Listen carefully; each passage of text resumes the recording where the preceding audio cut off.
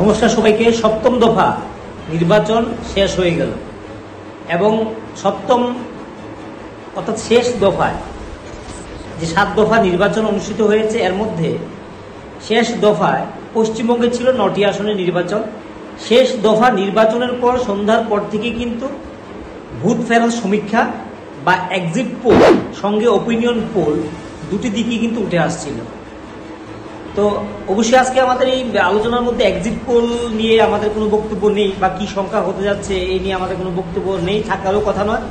কারণ জাতীয় নির্বাচন 543টি আসনের নির্বাচন, আমাদের আজ 2টি আসনের নির্বাচন হয়েছে। আমরা বলতে পারি যে 2টি আসনেই ক্ষমতাসীন বিজেপি দলের প্রার্থীরা জয়ী হতে চলেছে, যেখানে পশ্চিম ত্রিপুরা আসনে বিপ্লব কুমার দেব 3 লক্ষের বেশি ভোটে তিনি জয়ী হচ্ছেন। কিন্তু আমরা যদি বাকি 541টি আসনের কথা আমরা বলি, তাহলে সেই বিষয় নিয়ে আমরা সঠিক কোনো তথ্য দিতে পারবো না। আপনারা দেখছেন জাতীয় চ্যানেলগুলি, সেখানে কি বলা হচ্ছে আমরা এমনিতে আগে যা বুঝতে পেরেছি, মনে হয়েছিল যে অবশ্যই তৃতীয়বারের জন্য বিজেপি ক্ষমতা থাকছে। এখন প্রশ্ন হচ্ছে এই 3বার কেন বিজেপি বারবার ক্ষমতা থাকছে? মানুষের, আপনারা বলতে পারেন যে এত অভিযোগ, মানুষের এত প্রশ্ন, বেকার সমস্যা, দ্রব্যমূল্য বৃদ্ধি নিয়ন্ত্রণ কথা বলছিলেন মোদী সাহেব, সেটা কিছু হয়নি এখনো। কিন্তু বলতে গেলে দ্রব্যমূল্য বৃদ্ধি নিয়ন্ত্রণ কিন্তু হয়নি, বরং সেটা তত্তর করে বাড়ছে। মানুষের মধ্যে বেকার সমস্যা নিয়ে কথা রয়েছে। মানুষের মধ্যে অনেকে একটা মনে করেন যে আমাদের রাজ্যে যে একটা ধর্মনিরপেক্ষ রাষ্ট্র, সেখানে এই জায়গার মধ্যেও একটা বক্তব্য এসেছে যে হিন্দু মুসলিম নিয়ে অনেক আলোচনা হচ্ছে। এই ক্ষেত্রে একটা মানুষের অভিযোগ থাকতে পারে, দ্রব্যমূল্য নিয়ে অভিযোগ থাকতে পারে, বিদ্যুতের বিল বাড়ছে, নিত্যদিনে যে প্রয়োজনীয় জিনিসপত্রের দাম বাড়ছে, জ্বালানির দাম বাড়ছে, গ্যাসের দামও বেড়েছে। তো সবকিছু মিলিয়ে কেন মানুষ তারপরেও বিজেপি সরকারকে কেন ভোট দিচ্ছে, বিজেপিকে কেন ভোট দিচ্ছে? আবার বলতে পারেন সোশ্যাল মিডিয়াতে লক্ষ লক্ষ মানুষ রাহুল গান্ধীর ভিডিও দেখছেন, বিরোধীদের বক্তব্য শুনছেন, সোশ্যাল মিডিয়াতে অনেকে যারা এন্টি বিজেপি হিসেবে কাজ করছে তাদের বক্তব্য শুনছেন। তারপরেও কেন বিজেপি সরকার এত একটা ম্যান্ডেট নিয়ে আসতে চলেছে, যে একটা পূর্বাভাস রয়েছে, সেটা অবশ্যই রেজাল্ট নয়, এটা পরিণাম নয় এখন পর্যন্ত, এটা হচ্ছে একটা সম্ভাবনা। তো যদি প্রশ্ন করা হয় যে কেন তাহলে মানুষ ভোটটা দিচ্ছে, তাহলে কি এই যে সামাজিক মাধ্যমে সর্বত্র, আপনি টিভি বাদ দিলে, টেলিভিশন মিডিয়াকে বাদ দিলে সামাজিক মাধ্যমে প্রচুর প্রচার, এবং দেখলে মনে হয় যে সরকার বিরোধী একটা ঝড় বইছে এখানে, যে নির্বাচনটা হলেই সরকার পড়ে যাবে। কিন্তু আসলে আমরা অনেক ক্ষেত্রে বলি, সোশ্যাল মিডিয়াতে যেটা দেখানো হয়, যে ট্রেন্ডিং হিসেবে চলে, যে ভাইরাল শব্দটা বলা হয়, সেটা আপনি টেলিভিশন মিডিয়াগুলিতে সেটাকে এক জায়গায় গুলিয়ে ফেললে হবে না। কারণ সামাজিক মাধ্যমে এখানে অনেক চ্যানেল থাকে, যারা তাদের একটা সংখ্যক, একটা ধরনের দর্শকরা যারা থাকেন, তাদের ওই ক্যাটাগরির দর্শকরাই সেই চ্যানেলগুলি দেখেন বেশিরভাগ, এবং সেখানে তারা মতামত দিতে থাকেন। এবং তাদের যখন মনের কথা, বা তারা যে দলকে কট্টরভাবে সমর্থন করেন, তাদের কথাগুলি যখন বলেন, তখন কিন্তু তাদের মধ্যে এমন একটা ভাব হয় যে সরকারটা পড়ে যাবে, এবং মিডিয়ার লোকগুলিও বা সোশ্যাল মিডিয়াতে যারা কাজ করে তারা এই কথাগুলি বলবে। আসলে প্র্যাকটিক্যালি কিন্তু বিষয়টা এমন না, এটা বারবার প্রমাণিত হয়েছে। সামাজিক মাধ্যমে যে রাগ ক্ষোভটা মানুষের থাকে, সেটা সামাজিক মাধ্যমে একটা বক্তব্যের মধ্যেই এটা সীমাবদ্ধ থাকে, এবং একটা শ্রেণীর অংশের মানুষ এগুলি নিয়ে খুব হইচই করতে থাকে। আর একটা বড় অংশের সমর্থক বা বক্তব্য যারা ভিডিও দেখেন, 1 মিলিয়ন মানে 10 লাখ, বা 2 মিলিয়ন মানে 20 লাখ, 20 লক্ষ লোক একটা ভিডিও দেখলে সেখানে 10,000 লোক রিয়েকশন দিচ্ছে, বা 1 লক্ষ লোক রিয়েকশন দিচ্ছে, বাকি 19 লক্ষ লোক কিন্তু রিয়েকশন দিচ্ছেন না। অর্থাৎ আমরা যখন অনেক ভিডিও বানাই, সেখানে অনেক মানুষ সেই ভিডিওগুলি দেখলেও, 1 লক্ষ লোক দেখলেও, বা 50,000 লোক যখন দেখে, সেখানে 500 লোক রিয়েকশন দেয়, আর 10 জন লোক 10টা নেগেটিভ কমেন্ট করতে পারে। বাকি যারা দর্শক, তারা দেখেছেন, তারা কিন্তু নীরবে দেখেন, তারা কোনো বক্তব্য দিতে চান না, সেখানে তারা বক্তব্যের মধ্যে আসেন না। তাহলে কি বোঝা গেল?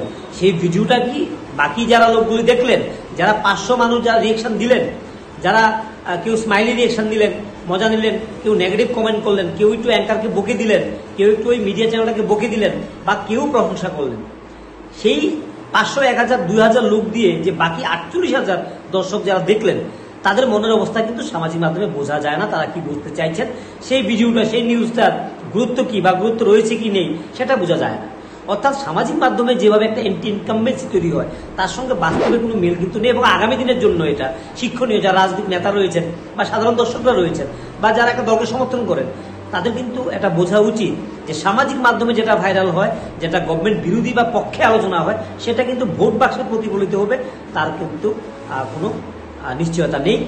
তবে হ্যাঁ, এটা বলা যেতে পারে, দীর্ঘদিন যখন রাজ্যে কংগ্রেস ছিল, কংগ্রেস 2014 পূর্বে বা 14 নির্বাচনে যে করাপশন ফ্রি ইন্ডিয়া একটা স্লোগান ছিল, করাপশনের বিরুদ্ধে, দুর্নীতির বিরুদ্ধে যে আন্দোলনটা, যেটা একটা সময় রাজীব গান্ধীর সময় বোফোর্স বা যে চপার কেলেঙ্কারি ছিল বোফোর্স, সেটা রাজীব গান্ধীর সময়।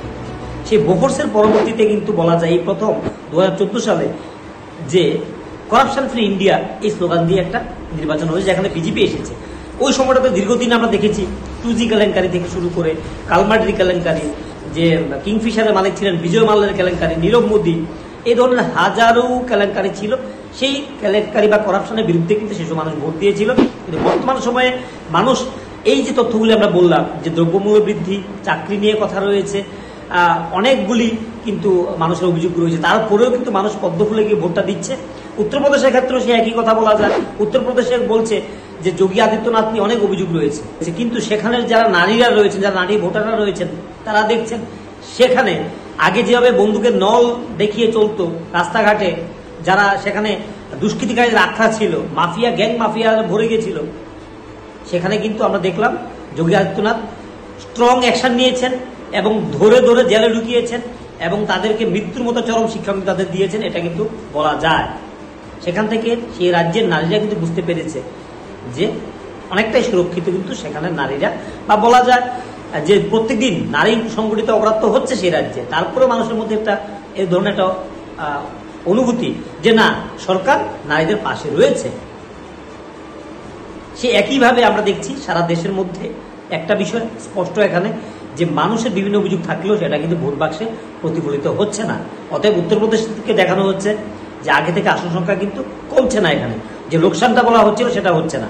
এবং একটা স্পষ্ট হচ্ছে এই নির্বাচনে, যেখানে স্পষ্ট বলা যায় যে কংগ্রেস এবং বিজেপি যেখানে সরাসরি ফাইটে ছিল ময়দানে, সরাসরি, সেখানে কিন্তু বিজেপির লাভ হয়েছে, প্রচন্ড লাভ হয়েছে। এবং যে রাজ্যগুলিতে যেখানে কংগ্রেস ছাড়া অন্যান্য দলগুলি রয়েছে, যেমন কেরলে রয়েছে, ওয়েস্ট বেঙ্গলে রয়েছে, তামিলনাড়ুতে বা বিভিন্ন রাজ্যগুলিতে যেখানে কংগ্রেস ছাড়া অন্যান্য দল রয়েছে, সেখানে কিন্তু বিজেপিকে কিছুটা ব্যাক পেতে হয়েছে, বা বিরোধী এই রাজ্যগুলি থেকে কিছু আসন তারা তাদের ঝুলিতে পড়বে বলা যায়। অতএব যেখানে কংগ্রেস বিজেপি সরাসরি লড়াই, সেখানে কিন্তু বিজেপি দল কিন্তু এগিয়ে ছিল স্পষ্ট। এখনো যে কংগ্রেস সময়ের যে দুর্নীতি বা কংগ্রেসের রাজত্বকালের যে প্রিয়াঙ্কা বাড্রার স্বামী, উনার যে কেলেঙ্কারি, জমি কেলেঙ্কারি নিয়ে কথা ছিল, উনার যে হাউজিং একটা প্রজেক্ট নিয়ে একটা কেলেঙ্কারি কথা বলা হচ্ছিল, যে বিশেষ সুযোগ পাইয়ে দেওয়া হয়েছিল, 1 টাকা দিয়ে জমি দিয়ে দেওয়া হয়েছিল 1 টাকার বিনিময়ে, সেই কথাগুলো কিন্তু মানুষ এখনো ভুলে যায়নি। অর্থাৎ কংগ্রেস পিরিয়ডে যেভাবে দুর্নীতিগুলি মাথাচাড়া দিয়েছিল, 2014 সালে আমরা আবারও বলছি, রাজীব গান্ধীর পরবর্তীতে বোফোর্স যে কেলেঙ্কারি, তখনও কিন্তু দুর্নীতি নিয়ে নির্বাচন হয়েছিল, পরবর্তীতে সরকার পরিবর্তন হয়েছিল। ঠিক একইভাবে কিন্তু আমরা বলতে পারি যে এই নির্বাচনটা বলা যায়, এই নির্বাচনটাও কিন্তু হয়েছে দুর্নীতির বিরুদ্ধে, সেটা হচ্ছে 2014 পূর্বে। সেই সময়টা কিন্তু এখন মানুষ ভুলে যায়নি। অর্থাৎ আমরা যে বিষয়টি বলছি, 2014-তে দুর্নীতির বিরুদ্ধে লড়াই ছিল জনগণের, এবং এখানে বিজেপি ফায়দা পেয়েছে। এবং বর্তমানে মোদীর নেতৃত্বে মানুষ মনে করছে, দেশের মানুষ অনেকটা মাথায় উঁচু করে রয়েছে, সারা বিশ্বে ভারতের একটা অন্য জায়গা তৈরি হয়েছে। এটা মিডিয়া মানেই শুধু অপপ্রচার করা না, মিডিয়া মানেই শুধু একদিকে হেলে থাকা না। সেটা অনেকেই প্রশ্ন করেন যে আপনারা যে চ্যানেলে নিউজ পেপারে কাজ করেন, সেটা কাকে সমর্থন করে? একটা নিউজ পেপার, একটা চ্যানেল যখন নির্দিষ্টভাবে কোনো দলের দিকে 100% হেলে পড়বে, তখন অবশ্যই এই গণমাধ্যম বা সংবাদ মাধ্যমের মানুষের কাছে গ্রহণযোগ্যতাটা কি থাকে সেটা বলাই বাহুল্য। তবে জাতীয় মিডিয়াগুলি যতই বলা হোক না কেন গদি মিডিয়া, তারপরেও কিন্তু তাদের যে গণিত, তাদের যে পরিসংখ্যান, সেটা কিন্তু অনেকটা কিন্তু গ্রহণযোগ্য এবং এটা বাস্তবে পরবর্তীতে মিল খুঁজে পাওয়া যায়। সেক্ষেত্রে সামাজিক মাধ্যম, সেটা সামাজিক মাধ্যম, সেখান থেকে মানুষের রাগ, অভিমান, খুব ঝেড়ে ফেলার জায়গা, যেখানে টিভি মিডিয়াগুলিতে বক্তব্য রাখার জায়গা নেই, তাদের মতামত দেওয়ার জায়গা নেই, কোনো একটা চ্যানেল, কোনো একটা নিউজ দেখার পর টেলিভিশনের মধ্যে গিয়ে কোনো মতামত দেওয়ার দর্শকের জায়গা নেই। সামাজিক মাধ্যমে যেটা রয়েছে, তো ইনস্ট্যান্ট মানুষ সেখানে রিয়েকশন দেয়, সেই রিয়েকশনটা কিন্তু ভোট বাক্সে গিয়ে প্রভাবিত করতে পারে না। অনেক ক্ষেত্রে এটা দেখা যায় এবং এটা কিন্তু স্পষ্ট হয়ে গেছে এবারের নির্বাচনেও। যদিও ফলাফল হাতে আসেনি, তবে আগে থেকে যেটা ট্রেন্ড, যে এক্সিট পোল দেখা গেল, সেখান থেকে স্পষ্ট যে আমরা আগেও বলেছি বিজেপি সরকার গঠন করতে চলেছে, তবে আসন সংখ্যা কত সেটা আমাদের দ্বারা বলা সম্ভব নয়। কারণ আমরা এখান থেকে বসে সাধারণ একটা মিডিয়া, ছোটখাটো মিডিয়া, সামাজিক মাধ্যমে কাজ করে, বা সাধারণ যে আমরা নিউজ পেপার, টেলিভিশনে কাজ করি, সেখান থেকে সারা দেশের পরিসংখ্যানটা নেওয়া এটা কিন্তু সহজ না। যারা বলছেন তারা ন্যাশনাল মিডিয়াগুলি দেখে বলছেন, আমরা দেখেছি, কিন্তু সেখান থেকে কোনো বক্তব্য দিতে আমরা চাই না। কারণ আমরা এটাই বলতে চাই, আগেও বলেছিলাম এক্সিট পোলের পূর্বে, যে সরকার কিন্তু তৃতীয়বারের জন্য গঠন করতে চলেছে বিজেপি নেতৃত্বে এবং প্রধানমন্ত্রী নরেন্দ্র মোদীর নেতৃত্বে। অতএব সামাজিক মাধ্যমে যে রাগ ঝাড় থাকে, সেগুলি এখানেই ফুদিয়ে ফেলা হয়।